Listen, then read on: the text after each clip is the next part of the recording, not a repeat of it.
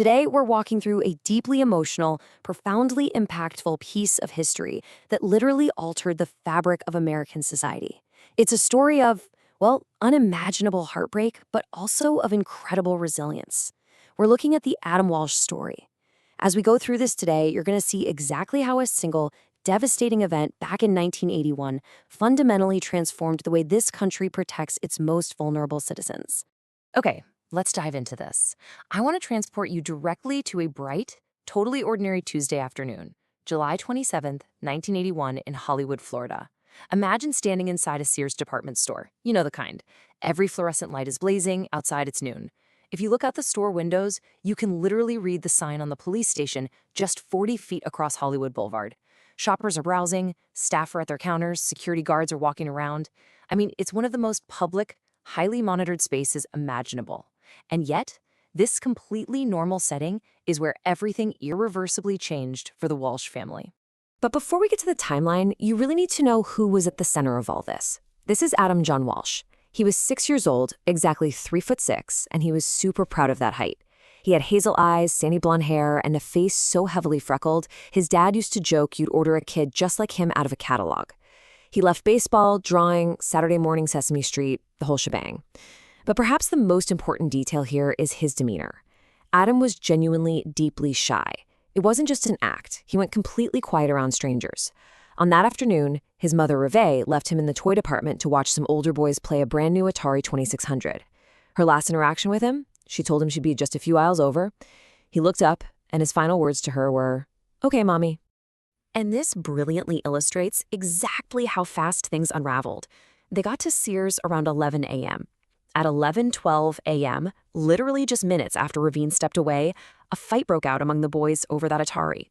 A 17-year-old, part-time, plainclothes security guard named Kathy Schaefer stepped in. Untrained for this kind of scenario, she basically just split the boys up and ordered them out of the store. When she asked Adam if his mother was there, his deep shyness completely took over.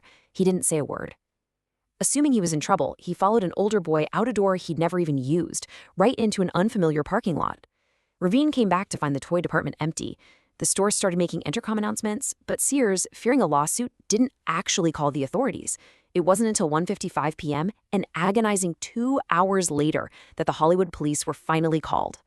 That staggering delay, unfortunately, that was just the very first in a massive cascade of institutional failures. See, the Hollywood Police Department was a small, pretty inexperienced suburban force at the time, and their initial reaction to a missing 6-year-old was marked by a shocking level of apathy. Just look at this number, 45. Remember how I mentioned the police station was visible right through the Sears window, literally just 40 feet across the street? Well, it took 45 agonizing minutes for a uniformed officer to cross that street and arrive at the store after they were finally called. That gap in time is almost incomprehensible to us today. To really drive home the mindset of law enforcement at that specific moment, look at this exact quote.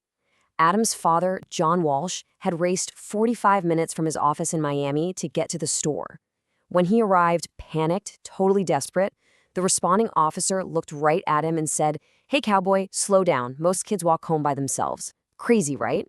The local newspaper even ran a quote from a police aide the very next morning saying, "Kidnapping wasn't suspected and the kid was probably just lost." They actually expected a 6-year-old to navigate 5 miles of South Florida highway in the blazing July heat.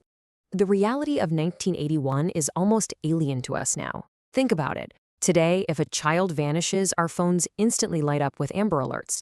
But back then, none of that existed.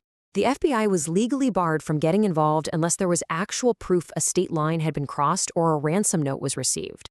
Missing children weren't even entered into the FBI's National Crime Information Computer, the NCIC. In fact, when John Walsh demanded to know if local coroners were checking the NCIC for unidentified remains, the coroner didn't even know what the NCIC was. The infrastructure to find a missing child simply did not exist. So, before the Walshes could even begin to enact change, they had to endure a deeply flawed, agonizingly mishandled murder investigation. Tragically, the search ended on August 10th. 2 fishermen discovered Adam's remains in a drainage canal right off the Florida Turnpike, 120 miles north of Hollywood. The autopsy revealed a brutal end within just a day or two of his abduction. Suddenly, this wasn't a missing person case. It was a high-profile murder, and the suspect list became this messy web that consumed years of police time. Investigators initially fixated on a family friend, James Dudley Campbell, completely violating his civil rights before finally clearing him. Then there was Edward Harold James and Keith Allen Warren, who actually gave a false confession just to look dangerous in prison. And then there was the notorious serial killer Jeffrey Dahmer. He lived in the area and was placed at or near that Sears by 7 separate witnesses, but Dahmer adamantly denied it. While this messy investigation was dragging on, John and Revé sued Sears for negligence.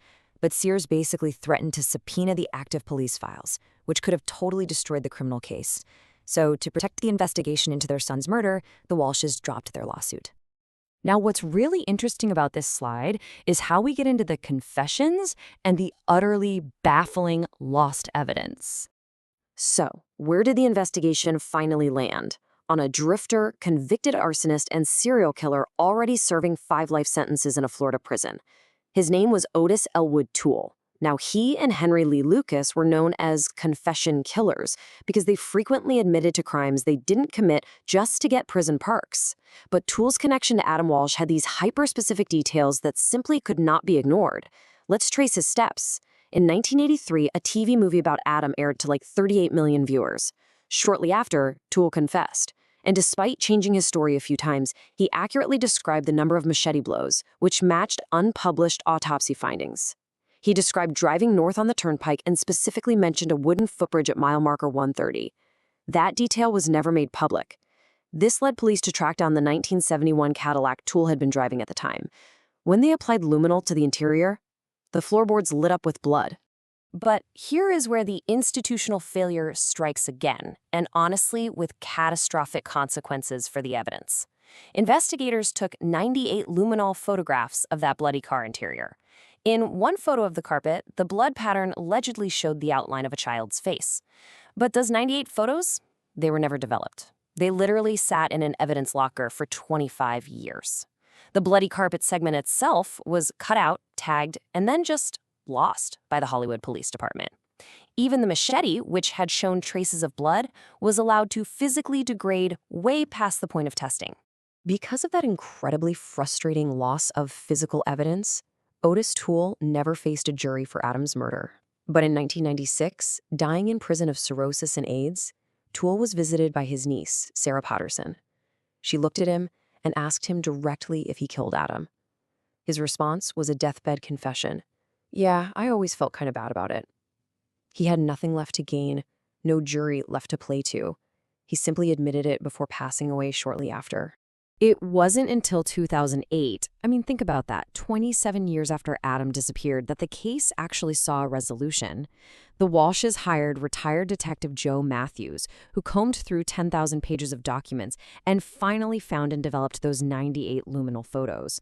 Presented with this undeniable proof, the Hollywood Police Department finally agreed Toole was the killer. On December 16, 2008, Police Chief Chad Wagner issued a formal, public apology for the department's historic failures and officially closed the case. John Walsh stood up that day and declared that the journey was over and that Adam didn't die in vain. And that brings us to the final and perhaps most vital arc of this explainer, the Adam Walsh legacy. Let's move to and see how this builds across the decades. John and Revé Walsh could have easily retreated into their profound grief. Back in 1981, right after an empty casket funeral, the medical examiner had told John to make sure Adam didn't die for nothing. And they didn't let him. Just 4 days after the funeral, they founded an outreach center. They took the absolute worst thing that could possibly happen to a family and used it to forge a nationwide safety net. By 1982, they pushed President Reagan to sign the Missing Children's Act, finally integrating missing kids into the FBI's NCIC database. In 1984, they co-founded the National Center for Missing and Exploited Children. In 1988, John Walsh became the host of America's Most Wanted, helping capture over 1,000 fugitives. And in 2006, the Adam Walsh Child Protection and Safety Act was signed, vastly expanding sex offender registries. They literally rewrote the laws of this country. And we absolutely cannot talk about this legacy without highlighting Code Adam, which was created in 1994. It's a protocol used in big box retailers everywhere. Basically, if a child goes missing in a store, the building instantly locks down. Every single employee mobilizes, nobody leaves. It is a direct operational fix to the exact failure of that untrained 17-year-old security guard who ejected Adam from Sears in 1981. It ensures no child ever silently wanders out the wrong door again. So the crucial point is really captured in this staggering number, 360,000. Adam's life was tragically brief. He was a shy boy who just wanted to play a video game, whose disappearance was marked by 14 seconds of an ignored PA announcement. But his legacy? Wow. The National Center for Missing and Exploited Children has helped recover more than 360,000 children to date. Out of unimaginable silence came the safety of hundreds of thousands of families. We're ending today's explainer with a direct question for you. Do you know what to do if you see a child alone? Adam's story teaches us that we can never, ever be passive. We all share the responsibility of this safety net now. If you see a child alone in public or an adult whose behavior just doesn't sit quite right with you, trust your instincts. Say something, report it, because that single call could be the one that matters, and it ensures that Adam's story never has to repeat itself. Thanks for joining me for this explainer, and keep learning.